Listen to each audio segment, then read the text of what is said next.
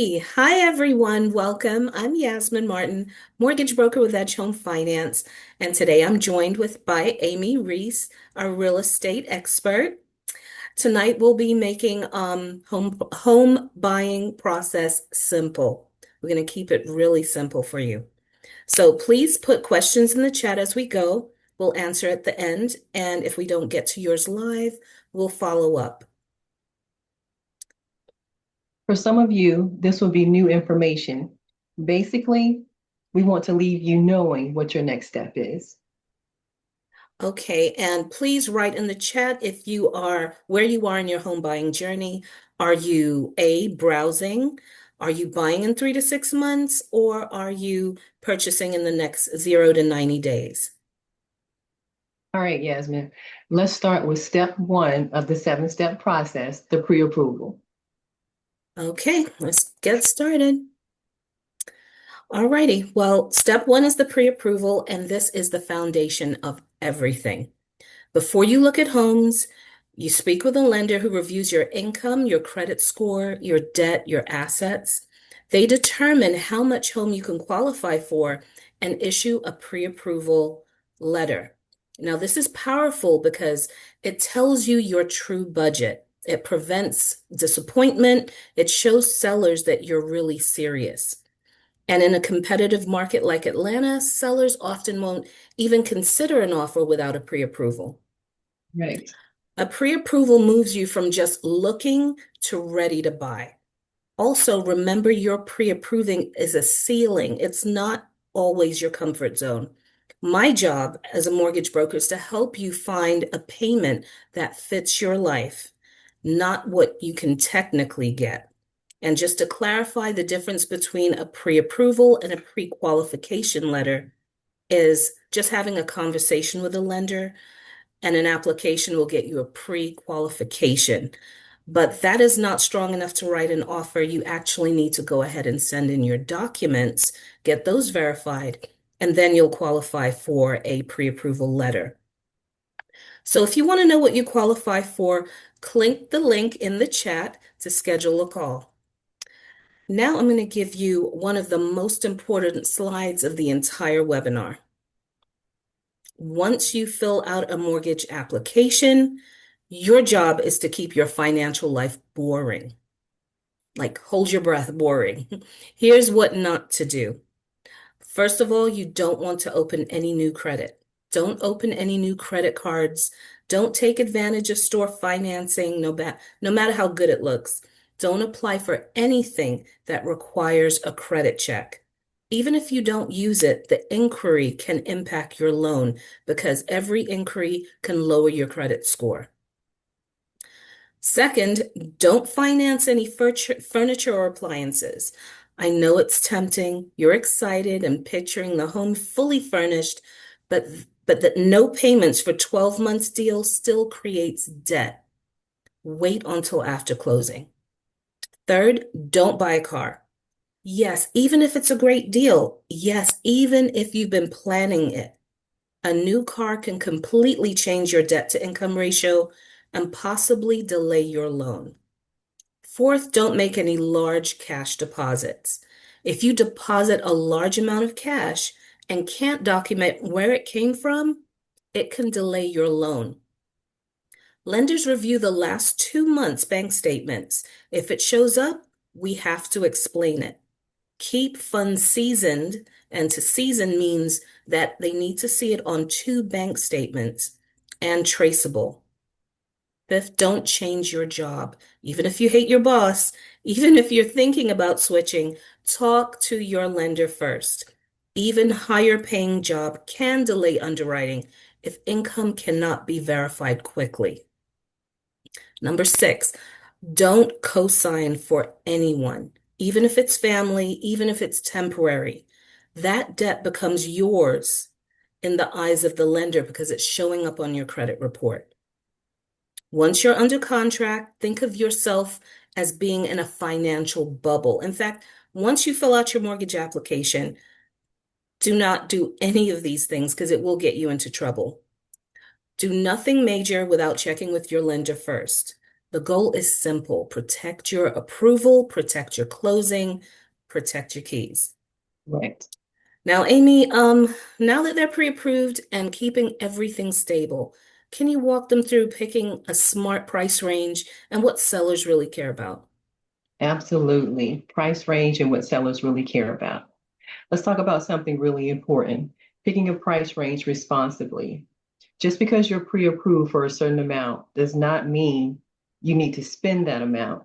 Your pre-approval shows what you can actually borrow, not what you actually should borrow. When you choose a price range, we're looking at more than just your home price.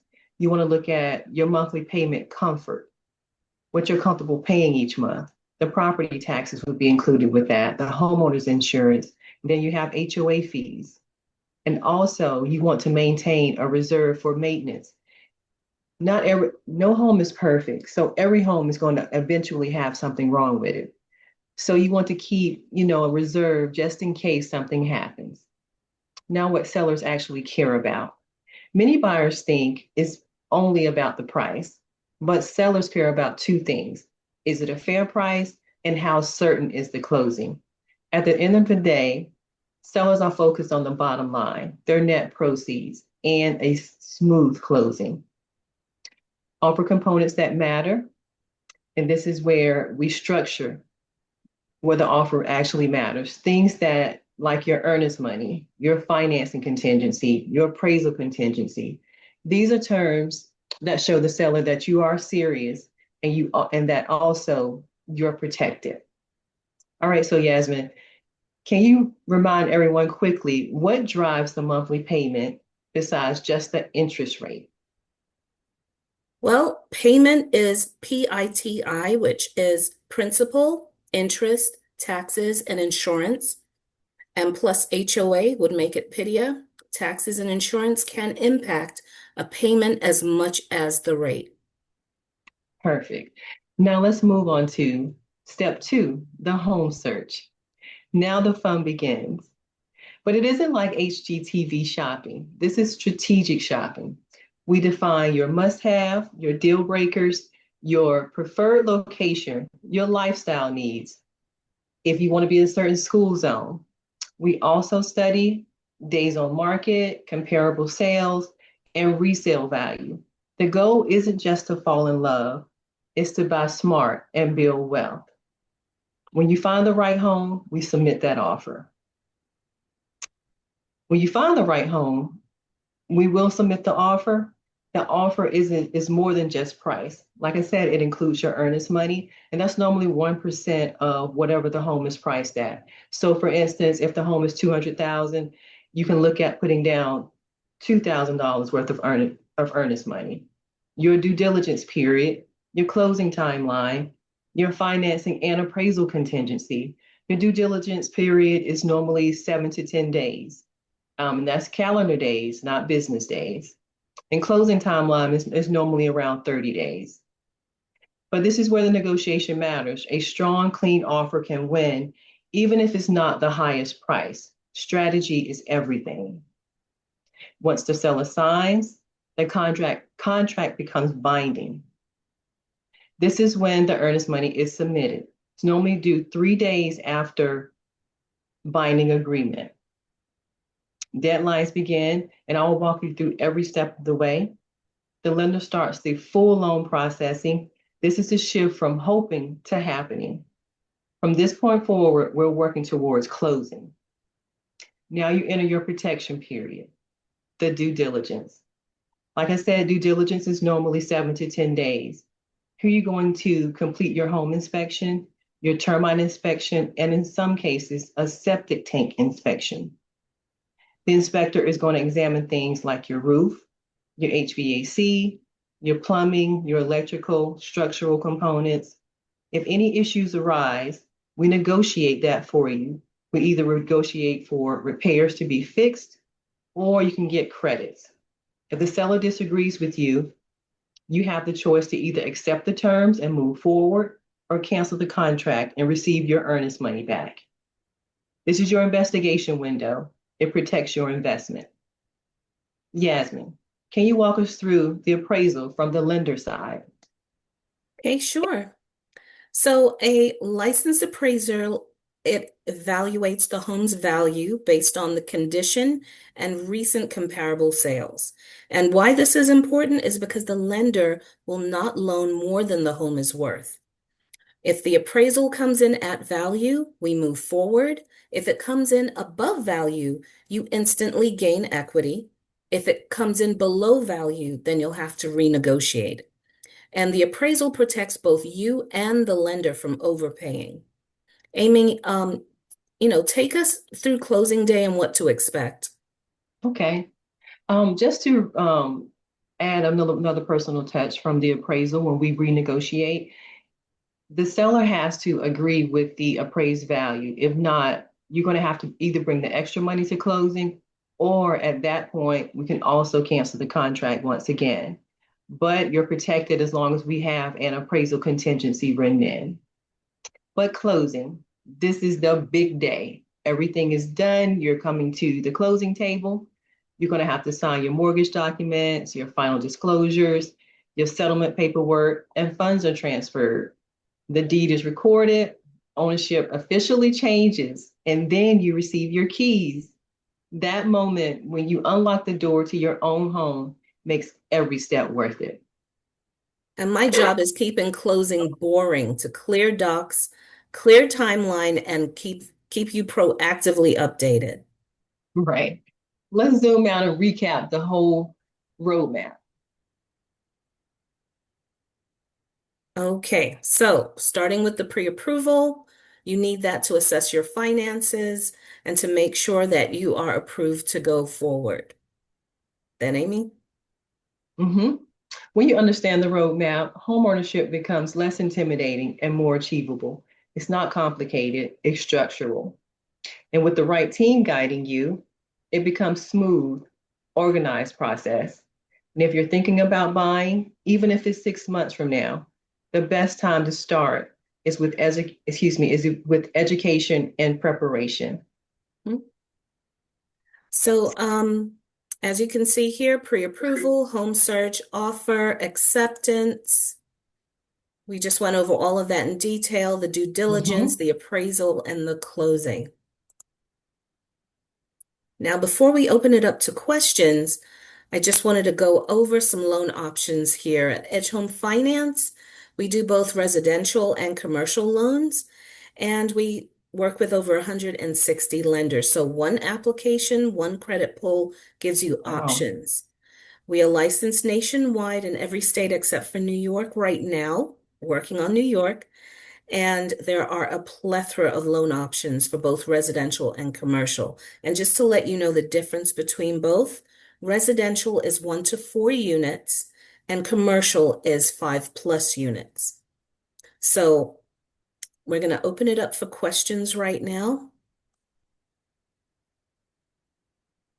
And as we don't have any coming in right this second, we're going to start with the frequently asked questions that we both get a lot. So I'll Right. start first. I get this question a lot. Do I need 20% down to buy a home? Well, not necessarily. You absolutely don't. There are plenty of loan options like VA loans, USDA loans that don't require a down payment. In addition, there are down payment assistance programs that can cover the entire down payment, so you don't need it. But you do get offered the best pricing if you put down 20% and your FICO is over 760. But you can absolutely get a great deal, a great home if you don't put down 20%. Conventional, the minimum is 3% if you've never owned a home, and FHA is 3.5%. Second question I get, what do I need up front apart from a down payment? Well, most buyer needs funds for down payment plus closing costs and plus prepaid items. Now, prepaid items are like taxes and insurance.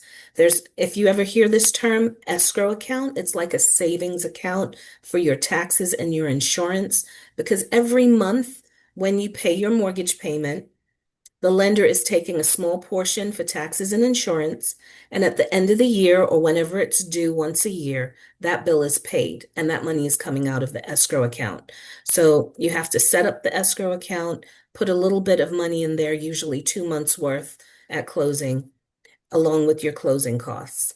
And the good news is that sellers are pretty motivated right now in a lot of areas to cover the cost of closing costs. And third question I get a lot is, what is the rate and is it a great time to buy? Now, that just depends on your credit, your income, your debt to income ratio, um, and that will determine what kind of rate you'll qualify for. How much are you going to put down? You'll get a better rate if you put down 20% versus if you put down 3%. So the situation is very unique for you. And after this webinar, I'll follow up and give you an accurate quote. But it's always a good time to buy if you can afford to, Mhm. because homes over time appreciate. If you look at the track record of the market, they usually appreciate. So that's what I have for right now. Do you have any frequently asked questions, Amy? I do, but I do have one more for you. Hmm. I get a lot of people asking me. Now, you did say, you get better terms at the higher credit score, which is 760. But what's the least credit score that someone can get approved at? 500 with an FHA loan, but unfortunately, you'd have to put down 10%. FHAs usually start at 580 at that 3.5% down payment range. But if the score is lower than that, you Hmm. can get an FHA loan with a 10% down at, no less than 500 FICO score. Okay, so all you need is a 580 with 3.5% down? Yes. Oh, wow. Okay. Hmm. Okay. So my frequently asked questions, how do I know what price range I should shop in? Your pre-approval is your ceiling, not always your target. We'll choose a range based on your lifestyle and monthly comfort. Then we'll factor in taxes, insurance, and HOA so you're not stressed. We want you to feel, we don't want you to feel stressed about making your mortgage payment. We want you to be comfortable, just like you are now.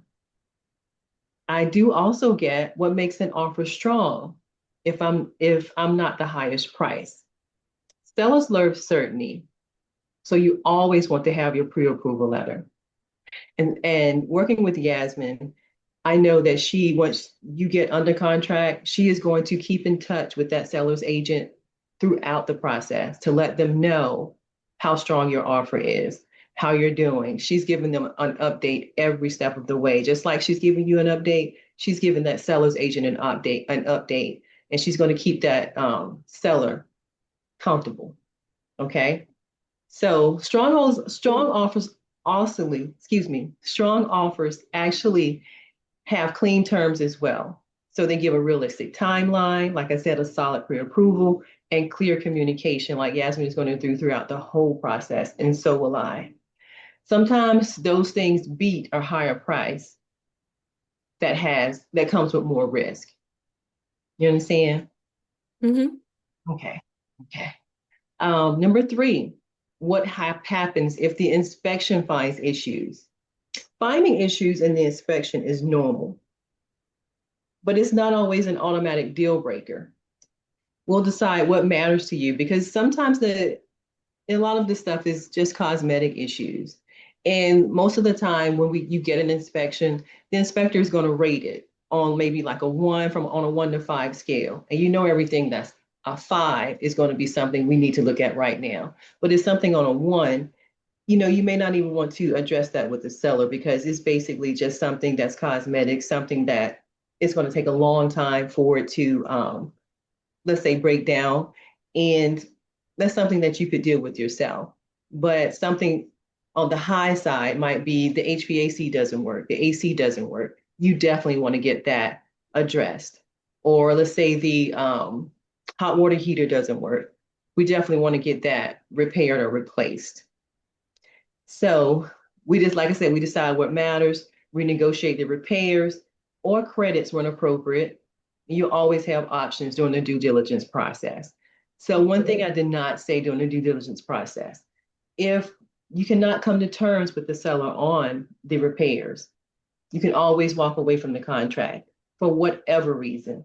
So during that due diligence process, it is your investigation period, but you are 100% protected with your earnest money.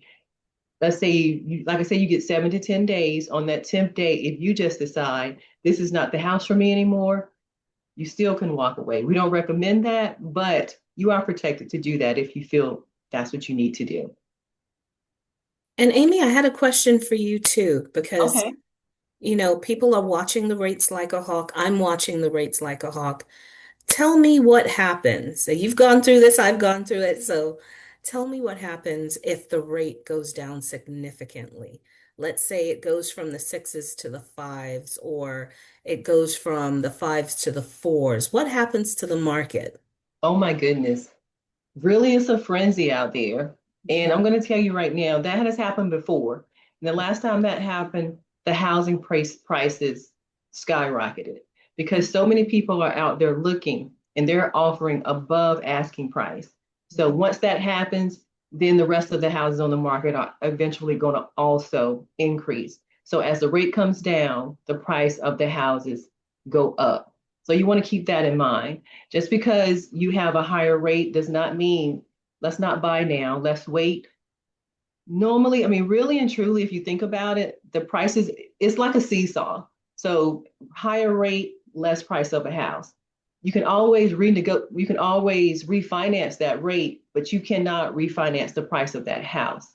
Right. So you agree, Yasmin? Oh, yes. Once you're stuck with the price of the home when it is fixed. When you sign the contract on that home, that's it. But as far as your mortgage, you can always refinance it and get a lower rate. And I think that's what most people don't realize. They wait for a lower rate, not understanding that it's a trade-off. There's going to be a lot more people rushing into the market, and you're going to have more competition. So Absolutely. right now, are you seeing a lot of offers over asking? What has the environment been right now? Right now, I'm actually not seeing a lot of contracts over asking price. I'm actually seeing a lot of sellers giving concessions to buyers. Hmm. So it's to me, it's turning into a buyer's market where the buyer is not 100% in control, but they are giving fair prices for the homes, and the seller is giving you closing costs towards they're helping you pay your closing costs. Oh, So that's that's what I'm seeing a awesome. lot of right now. Yeah. So Because now it's sellers just can like it actually comes. fund a buy down, a temporary buy down. And Exactly. that is a strategy I use to get people into homes too. Mm-hmm. Okay, so Right. we have any other questions before we go? No, we're good? Mm-hmm. Okay, so let's wrap up here. Thank you so much for joining us this evening. Please reach out to Amy. You have her information in the chat, and we'll reach out to you if you registered. And also myself, in order to find out what rate you'll qualify for, you do have to fill out an application and send in your documents to get your pre-approval letter. Okay, so thank you for spending time with us, and we'll talk to you next time. All right, Thank you. bye. Bye-bye.